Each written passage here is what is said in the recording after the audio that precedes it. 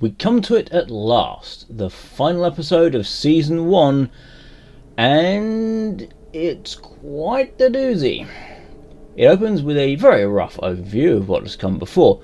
The Vault 33 raid, Wilzig's head, Maximus, Titus, Thaddeus, Cold Fusion, Bud, Ghoul Howard, and all that stuff. Then we get into the episode proper, with the now traditional sand shot, and Maximus getting escorted via Vertibird with the fake head. Curiously, they fly over to Philly rather than the training camp, with the pilot laughing about how the locals put up a fight. But why exactly? The technology was not there, the Brotherhood already had a base of operations, and last we knew, Philly was just one of the areas to be searched. Yes, they dropped off Thaddeus there due to detecting that was where Maximus's radio signal was coming from, but that now leaves us with a timeline that, from the Brotherhood's perspective, Titus was sent to search Philly. He then radioed that his squire had been killed, so they flew out Thaddeus to that location, dropped him off, returned back to the training camp in Predwin, then flew back to Philly and took it over for reasons, I guess. Who knows at this point anyway. There appears to be no sign of the civilians as Maximus is dropped off and he is escorted to Quintus, keeping a straight face the whole time. Now, I would also like to point out this time that it appears the damage to Maximus's nose has fully healed, despite it being seemingly not even a full day since they left Vault 4 and the injury was still present there. Anyway, moving on. Maximus kneels and presents the fake head. Quintus notices that Maximus is wearing what he calls the Knight's Red, and that there is no knight with him. When asked where he is, Maximus simply says he's dead. Because of course he does, and why would he elaborate on the why Titus is dead? Nor does Quintus seem all that shocked that the man kneeling in front of him was reported as being dead himself by who they thought was Titus. Still, he comments that misfortune seems to befall those in Maximus's company, as Dane brings the fake head to him. The man next to him scans ahead with a radiation gun, probably just a reused generic prop, and Quintus accuses Maximus of being a liar. Now, while I do not recall any mention of the technology they were after being located in the head being passed on to the Brotherhood, it is possible that Thaddeus did it off-screen while calling in for a transport. As to Quintus saying that Maximus lies now, all he has said is Titus is dead. Perhaps they are referring to something said off-screen here too? I don't know. They also don't seem to care that it was Thaddeus who called for a transport, but it is Maximus who showed up. The two knights behind Maximus hold him down as two priests start chanting Latin, and a third knight walks up with a pistol, ready to execute Maximus. He begs for his life, saying he can get them the real head. The tension in the scene builds until Dane admits that their mashed foot was their own doing. Yes, that's right. Way back in episode 1, Dane put razor blades in their own boot and then knowingly shoved their foot into it, banking on an insane series of assumptions to be made that Maximus did it, and thus would be made the new squire. There was no logical reasoning that Dale's injury would have resulted in Maximus getting selected, given they were friends and everyone else picked on Maximus. In fact, if he was under suspicion, then they had a whole bunch worth of initiates to select as the new squire, but I guess they all read the script back then that said Maximus was going to be selected to go out. Anyway, Maximus is released, and we scene transition to Quintus giving Maximus a shakedown. Quintus asks how Titus died, and Maximus gives a half-truth. He died running. We know that he was fatally wounded running from a bear, but he died because Maximus refused to give him a stim pack. Quintus says the Brotherhood once ruled the wasteland, that they've lost their way, and that power is taken, indicating they operate on a might makes right system. Quintus reveals himself as to be a power-hungry maniac here by declaring that together they can claim the relic and use its power to build a new brotherhood with him at the top, naturally, and people of Maximus's caliber as its fighting arm, presenting this as a chance to make a new home.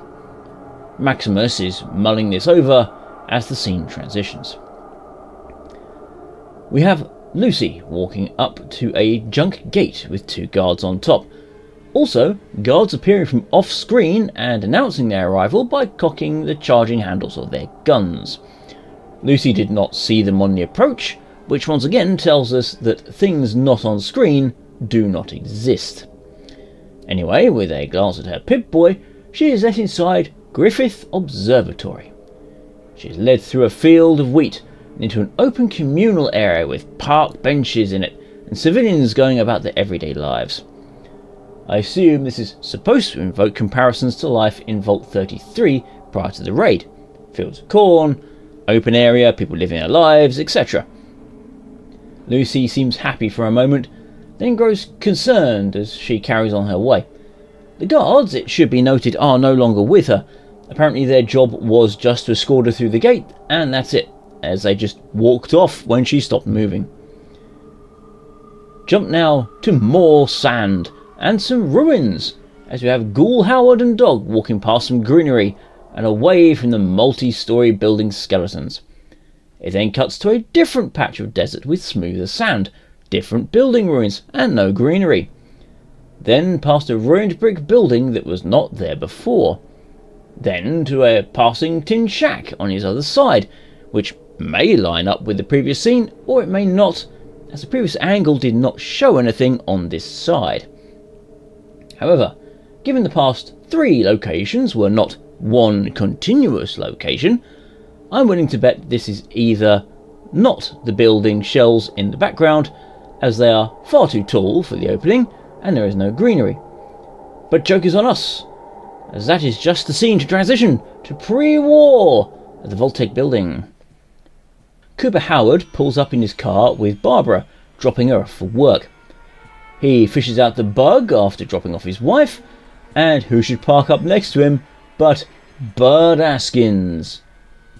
Bud. Barbara, who is only a few feet away and could have seen Cooper pull something in his ear, says her Pip-Boy has been acting strange as the transmitter is stuck to on. Bud suggests that IT should take a look, but Barbara says she can fix it herself.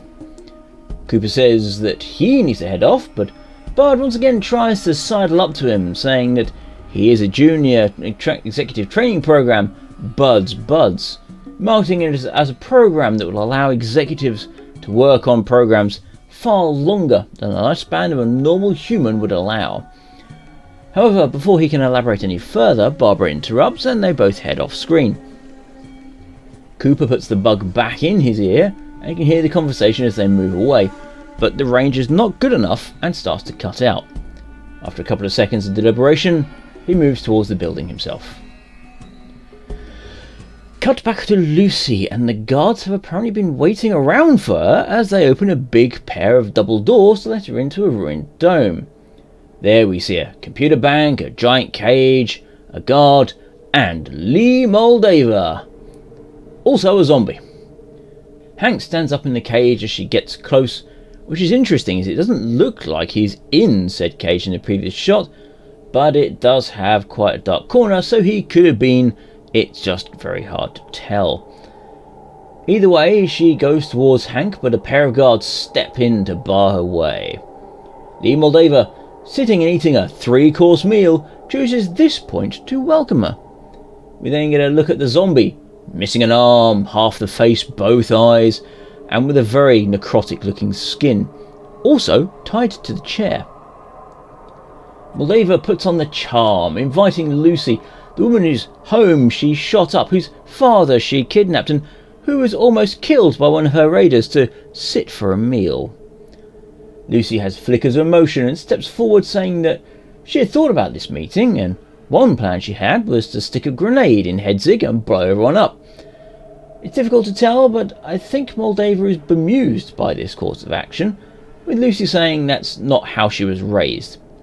She dumps Hedzig on the table, and not only does Moldava have an extraction gun ready to go right there, almost as if she knew that Lucy was going to do this exact thing at this exact time, probably because she read the script, but also knows that the technology she's after is in Hedzig's neck, which, given what we have been shown by the show thus far, he would not have had the time nor the inclination to tell anybody, as right up until the Philly gunfight, he had no reason to believe he would die and needed to have his head carried to Moldava.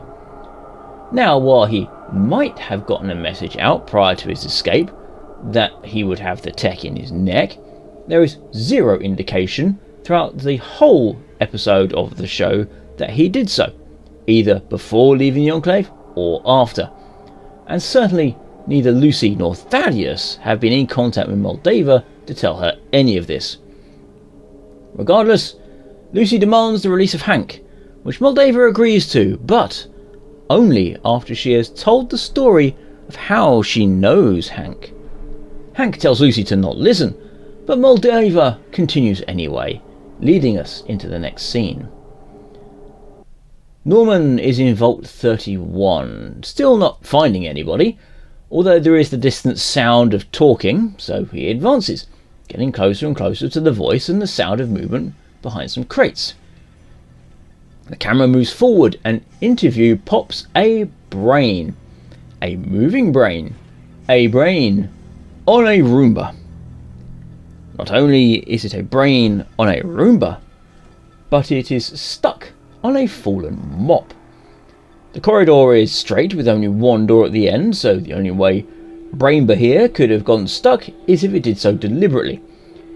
Anyway, Norman frees it and takes a few moments to realise that the slightly built white man in front of it is not a heavy-set black woman, nor is it Hank, and panics when Norman says he is Hank's son, activating Protocol 53 and pulling out a hypodermic needle.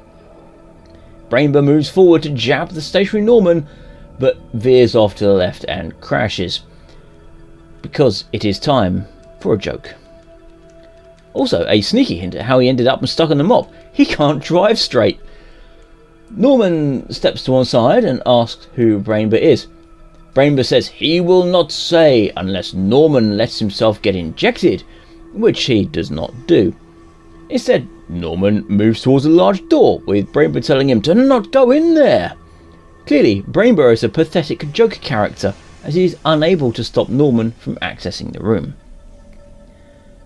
But instead of finding out what's going on, we jump back to the pre-war, with Cooper Howard inside the Vtuber building. He is being led into a waiting room by a lady who says that a man named Henry is a big fan.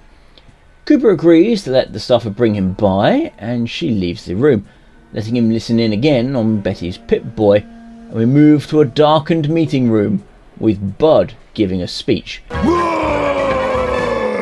as well as Barbara. But it's not only them there, as you have representatives from Robco, west-tek, Big MT, and Repcon. The man from Big MT says Vault-Tek sales are not where they should be, and they want money. Robco cuts in snidely, saying Fred could lose money running a casino. Bud says their sales are fine, but the peace negotiations have set them back, but goes with his pitch, offering collaboration with their vaults. west-tek says he does not get the vault idea, as what if people are still alive when it's time to merge, and there would probably be cannibals. Bud goes with the very politician answer of ignoring the question and just saying they can survive for centuries and everybody else will just die out. He says what he told Cooper, that time is the ultimate weapon. He says that they will win the great game of capitalism, not by outfighting everyone, but by outliving them.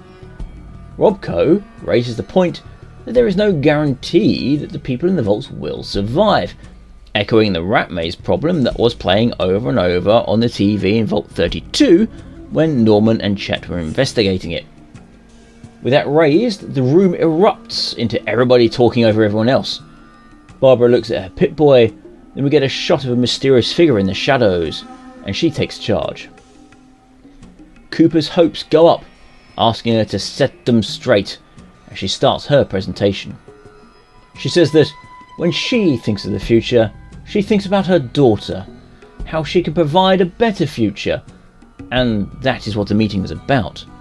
How they can design the vaults so that their children can have a better future. Well, we'll have to find out in a later scene how that can be, as we jump back to Vault 31.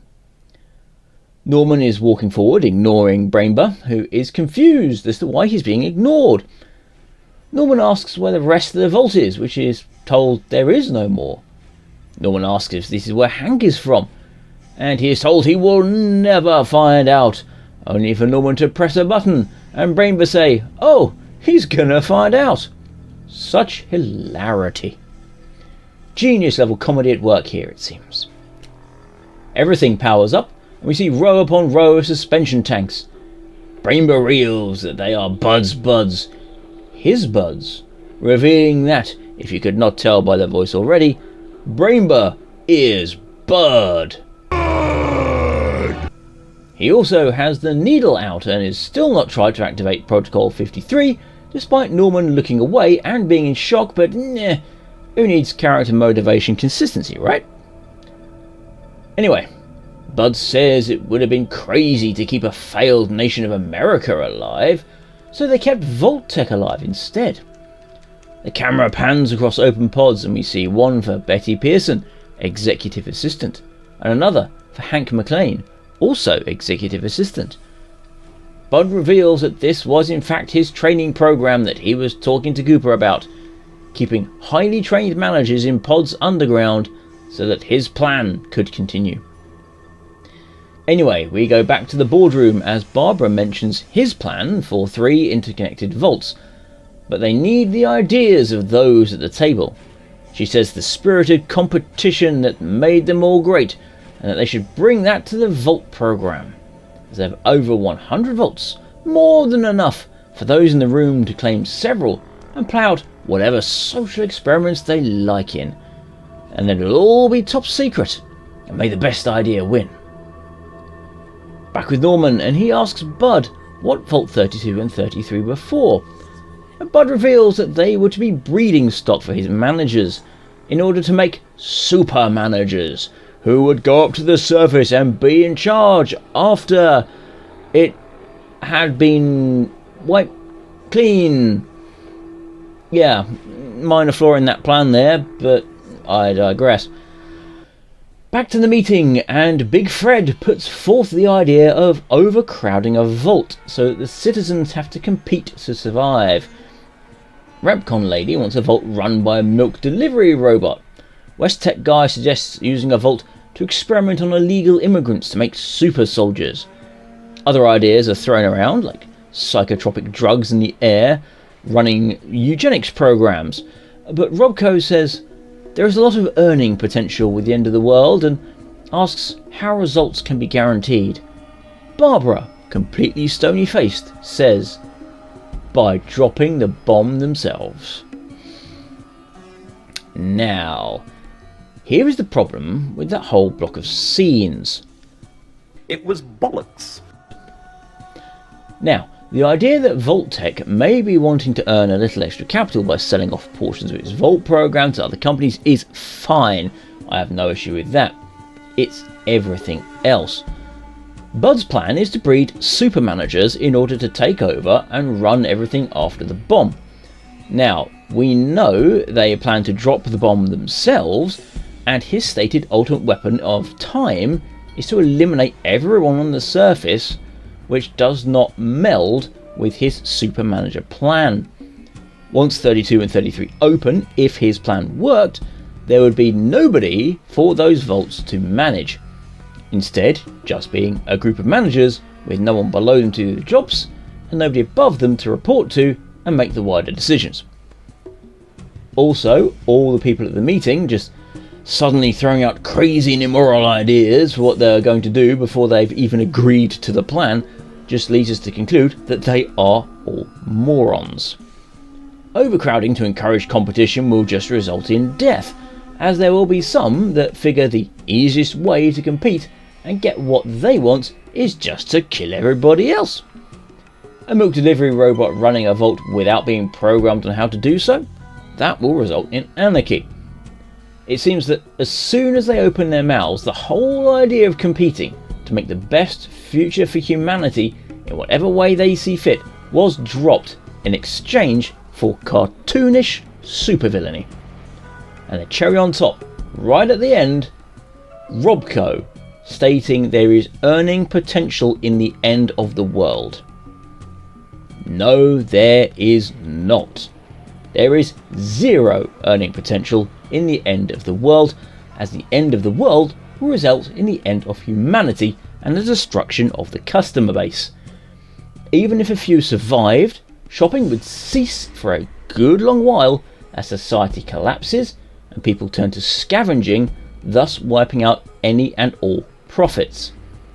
Plus, with the probable abandonment of established currency, what people would have to do is start bartering, and everything would only become as valuable as what it is printed on or made out of. Now, as I have mentioned previously, there is a great earning potential in the threat of the end of the world, as a company can keep cashing in on terror by making products to alleviate it, but once the bombs drop, all value is lost, and Vtu-Tek, via Barbara, have just admitted that is their plan. Not to keep the world on the brink to make profit, but to tip it over. And these heads of businesses all seem to be on board with that. Anyway, that tangent over, we go back to Cooper, who is understandably in shock at what he has just heard, as he does not notice other people in the room. Take him a few moments to say he's fine, and also identify the woman as Betty, presumably the same Betty currently in charge of Vault 33. Betty ushers someone into the room, but we go back to the meeting quickly, with Barbara saying that a nuclear event is an opportunity, as when it goes off, there will be nobody left to fight, and nobody left to sell their products to, but you know. She calls it a true monopoly, which I suppose is correct. If you are the only business left standing, despite nobody buying your products, you are, by the very definition, a monopoly. Still, we go back to Cooper and he gets introduced to Henry Hank McLean. What a shocker. Only it is not a shocker, as we have already been shown his empty pod in 31, so this reveal hits like a wet fish. And with that, we go back to the observatory, with Moldava saying Hank has been around for a very long time. Then back to pre-war, because why stick with a scene for 1 minute? Barbara says the nation was built without guidelines and has fractures, and that causes war. And war! 10 seconds later of silence. War never changes. That's right, she said the thing that's the tagline of the thing. Clap, you Neanderthals, clap! Anyway, back to the cage, and Moldava's voiceover again, telling Lucy that Hank never said where he was really from, and never told Rose either. Lucy asks what Moldava knows about Rose, with Moldava saying that she was a lot like Lucy, kind, loving and curious, which is itself very curious, as the only interaction the two have had prior to this meeting is when Moldava saw Lucy get locked in a closet and at the wedding ceremony. That is a very, very short time indeed to form an opinion of a person's morals and outlook. Moldava asks, isn't that why she came to the surface? To know why she took him? I do not recall any indication of that, but it would be natural for a person to want to know the reasons behind a kidnapping. Anyway, enough of that, I guess, as we're back with the Brotherhood. Maximus and Dane are getting prepared for whatever mission is about to happen, and Dane says that they're going as punishment for injuring themselves. They say they injured themselves because they were scared of going out into the wild and did not know Maximus would get punished for it. This is strange, as earlier in the show we found out that the initiates were recruited from the wilds, so they would have some knowledge of what it would be like out there. Also, apparently the punishment for hurting other members of the Brotherhood is a promotion and getting sent on missions. Crazy world, huh? Anyway, Maximus reveals his plan of wanting to defect from the Brotherhood after this mission and go live with Lucy in Vault 33. But Dane is interrupted from telling him it's not a good idea by a pair of men in red who tell everyone to clear out. Once everyone has gone, this is where Dane tells him that nowhere is safe and nobody ever leaves. Jumping outside, the 6 vertibirds take off, and it looks like the Predwind starts to move with them. Back with Lucy again, and Moldava is saying how clever Rose was in how she figured out people were living on the surface by siphoning the vault water. Now, you may remember, of course, that it was stated as being 2277 when Rose died, and in 2277, Vault 32 was also active. One would think that both vaults would be using the same water source, if it could indeed be siphoned off by an outside entity, rather than 2 separate ones that would just happen to be right next to each other as the vaults are connected together, and yet nobody, apparently from 32, worked this out as well. Now, this could simply be that the Overseer of 32 decided to quash any notion of it on their side, but we have no evidence either way on that subject. Perhaps Rose was simply the only one who managed to act on it. We will, alas, never know. Anyway, Moldava goes on to state that Rose told Hank, and that he told her to drop it. So Rose ran away and took both her children with her. Rose then found Shady Sands. Hank followed and tried to get her returned to the vault. Rose refused for unspecified reasons, so Hank took both Lucy and Norman back to 33 and, in her own words, burned that city to the ground. This confirms the theory presented on the Vault 4 whiteboard that Shady Sands was indeed destroyed in nuclear fire in 2277, as it would have been very odd indeed to leave, wait a few years, and then nuke it, or burn it to the ground, then nuke it later. Moldava says that this is how Vault-Tek deals with competition, which I suppose does indeed line up with the way the boardroom scene has been presented. It does not make it a good story, but it does make it consistent within the episode. At this point, Moldava and Hank start talking over each other. Moldava saying that the technology was cold fusion, unlimited power that promises clean water, not without refinement technology, medicine, not without the knowledge to manufacture it, and power. Hank keeps reiterating that she is a liar and a murderer. Both are technically right in this instance, but having a source of power does not mean that people are going to know how to use it. It is then stated that the technology was modified by Vault-Tek, so it can only be activated by a Vault-Tek employee. How very fortunate that Hank just happens to know the code. How very fortunate indeed that Hank just happens to have been part of Bud's Buds, and that Bud's program even went forward. How fortunate that Hank was not killed during the Vault 33 raid. How fortunate that while the technology was in the hands of the Enclave, they didn't edit it at all to remove that limit, or even install their own. And how very, very fortunate that Hank has just been sitting here in a cage and has not tried to escape for a whole week.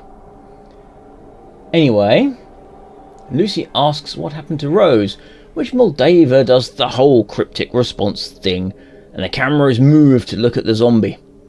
Yes, that's right. The nuclear blast turned Rose into a ghoul, and despite anti-feral drugs being a known thing, she was apparently left to go feral and decompose while tied to a chair. Clearly upset at all this, Lucy asks Hank to give the code. Giving in, Hank puts in the code, and we get a scene from the cold fusion system starting up. Apparently, all you needed to do was take hold of both ends of the cold fusion capsule, twist it a bit, and slide it closed. And yet, a very specific code was required to tell a non-Vtuber piece of machinery to do that. I despair. I really do sometimes. Enough of all that stuff now as we return to 31 with Norman and Bud. Norman looking on in shock at the revelation, and Bud having seemingly put away his needle after not stabbing Norman with it. I guess Protocol 53 really isn't that important after all. Clown smash Bud! Anyway, Norman looks at the list of people who have come from 31. Now, if you'll recall from episode 5, we had something of a list of overseers from 31 to 33, and they were Robert Olson, Ava West, George Yaff, Patricia P, Alexander, Lawrence R, and Hank. Comparing to the list on screen, we indeed have Patricia Peters, Alexander Bomer, Lawrence Ronald, and Hank McLean, but also Ian Jackson, Betty Pearson, and Stephanie Harper. Where Robert, Ava, and George are, I have no idea, as there is no scroll bar or navigation menu that can be seen. Perhaps there is a button just out of sight, or perhaps the writers just forgot to put those names in. Who knows? Regardless of this, Norman decides now is the time to get out and go home, but the dastardly Bud locks the door and tells Norman that if he wants to live, he better get into the suspension pod. Norman turns around, walks towards the pods, and we cut back to the observatory. Hank tells Lucy that he did what he needed to do in order to save them, and Moldava is no different than him, which again is true. She has tried to provide power to the few survivors by storming a vault and murdering the innocent civilians. He just did it on a larger scale. With cold fusion ready to roll, Moldava is about to push the button when, wouldn't you know it, an alert goes off at the exact moment, signalling the arrival of the vertibirds. What are the chances? Moldava half asks if it's the Brotherhood. I guess, knowing that they're active in the area following all that off-screen stuff that we did not get to see, because on-screen they have almost no presence outside of the training camp and Philly, and in episode 1 they said they intercepted information on west-tek, the important word there being intercepted, and were not given it.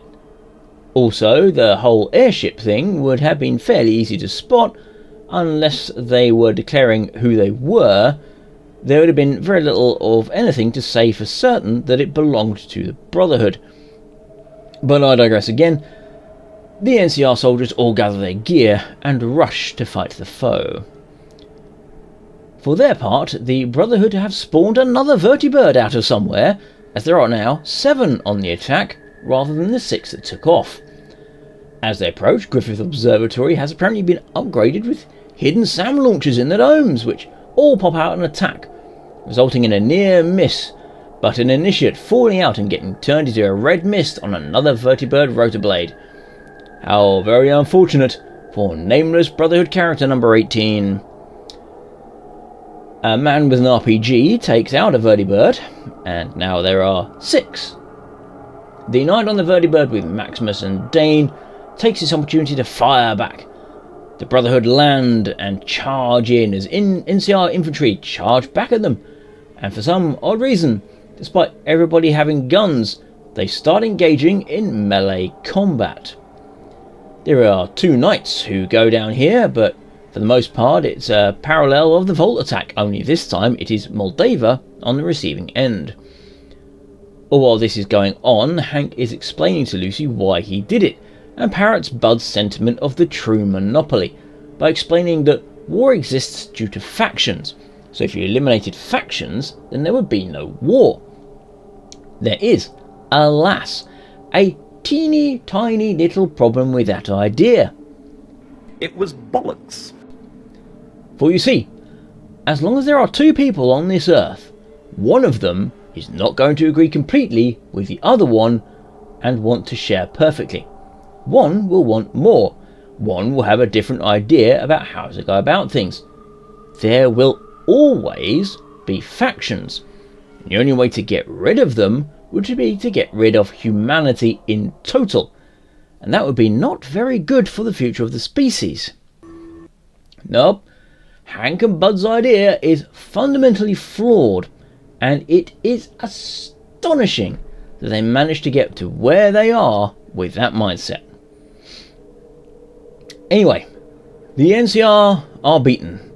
Maximus, Dane and the remaining knights have made their way into the observatory and are gunning down the remaining soldiers when who should suddenly teleport into the scene but Ghoul Howard. That's right, we've not seen him getting close to the observatory. There were guards on the gates that would almost certainly not have let him in, and there is an assault going on outside right now, but somehow, some way, Ghoul Howard has positioned himself behind where the assault party is, meaning they have had to have walked past him to get to their current position. But don't worry about all that, because funny cowboy man. For their part, the Brotherhood, who have been gunning people down with reckless abandon, take this time to not shoot at the non-Brotherhood guy in the HQ of their enemy. How very kind of them.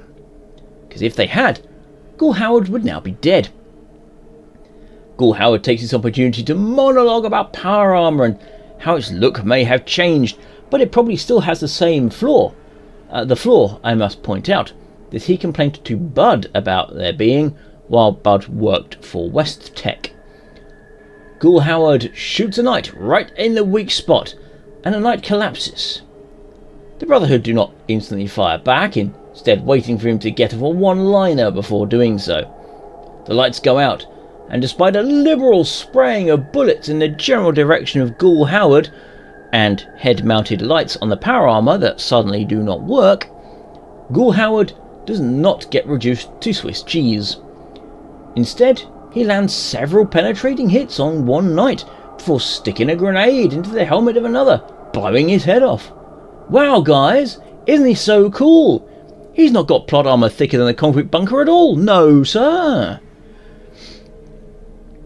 Lucy and Hank hear nothing of this, of course, until the headless knight pushes the doors open and walks inside before expiring on the floor. Remember, if it is off screen, it does not exist. In comes Maximus shortly after, rushing over to Lucy and shooting the lock off Hank's cage. Maximus tried to leave with Lucy, but she stops him, saying it was Hank who destroyed Shady Sands. Of course, Maximus did not know this, being a child in a fridge at the time of the detonation. This hits him hard, but not as hard as a power fist punch from Hank, who had gotten the dead knight out of the suit and gotten himself back into it without anybody noticing, because once again it happened off camera. With Maximus down, Lucy pulls his gun on her father, which gives Hank a chance to point out that the world does to people. Lucy would never have aimed a gun at her dad if they'd stayed at the vault. She doesn't have to fire. But do you know who does? Ghoul Howard. That's right, he snuck onto the scene and waited for his cue, and like the deadly gunslinger has been shown to be up until now, he misses. Well, okay, not exactly misses, he only grazes Hank's cheek before rattling off another one-liner. Hank obviously is quite shocked to learn that Ghoul Howard is still alive, and Ghoul Howard advances, aims and asks, "Where's my family?" Which is a very odd thing to ask, as when the bombs dropped, he was the last person to be seen with his daughter Janie at the birthday party in episode 1. Therefore, he would be the most likely person to know where she has ended up. Given it is not with him, that suggests that she's either dead, a ghoul, or a dead ghoul. As for Barbara, she would be in one of the good vaults that she spoke about with him. Since he knows where the Vtuber building was, and they had a giant map in their boardroom of where all the vaults are, it would not have been too difficult for him to go there, work out the locations of all nearby vaults, and then go visit them. Also, up until this point in the show, he has shown zero interest in finding out where his family is. This motivation comes out of nowhere. A lot like Ghoul Howard himself in his scenes. Hank does not answer, and flies away into the night. Ghoul Howard stands and monologues, saying, "There is always somebody behind the chaos, and that is who Hank is off to see." Now, given he was frozen in Vault 31, that would be the logical choice of destination. Go see his boss, Bud, and then go from there. But Ghoul Howard let Hank go because it will let him be tracked. Now, I am no trachologist, but the bleeding from Hank's face wound would probably start to clot after a few minutes, and maybe stop bleeding after an hour. The armour itself can fly, so there is no guarantee of footprints to follow, so quite why Ghoul Howard is in no hurry is possibly because it's the final few minutes of the final episode, I guess. The credits will roll, and the world will cease existing until Season 2. Regardless, Ghoul Howard gives Lucy an ultimatum. Stay and wait for the 8 new vertebrates to arrive and get killed, or travel with the man who has no regard for her life or well-being, who won't kill her now but might leave her to die if convenient later. Lucy kills Rose, a mercy at this point, and goes with the man who only might leave her to die. Cut to some time later, and Maximus is alive. Who knew that a suit able to throw bricks clear across land and into ocean does not have enough power to crack a skull? We get to see it is now nighttime, and Lee Moldava is alive too. Where has she been? Don't know. Anyway, she staggers onto the scene and activates cold fusion, giving power to all those ruined buildings, because there is still a functioning power grid apparently, before sitting down next to the woman she loved and let become a one-armed rotting feral ghoul, and seems to plant the idea in Maximus's head that he should try to stop the Brotherhood, and then dies. Good riddance to an uncaring murderer, and not the selfless hero this last episode tried to paint her as. It is at this point that Dane comes in with reinforcements. Where had Dane been for the last few hours? Off-screen not existing. Spotting the dead Moldava, and despite being informed otherwise, Dane proclaims Maximus as the hero and killer of the NCR leadership. He instantly gets a promotion from the assembled initiates to the rank of knight for doing nothing. It is now ending scenes time, as Ghoul Howard is gathering supplies from near the Hollywood sign with Dog for some reason, and Lucy. Also with an ending scene is Hank walking into the sunrise and come across a large skull. Fans of the games will recognise it as belonging to a Deathclaw, so add +1 to the reference counter if you've been keeping track. We get a panning shot to see he is looking at Las Vegas, and then the credits hit. Well, all I can say is I'm glad that that's over. A thoroughly mediocre show that it was, quite frankly, having been a slog to watch and script a critique of. For the most part, the pre-war scenes were good, showing Cooper Howard trying his best to provide in the world they were in, while his wife and the rest of Vtuber were preparing to destroy it.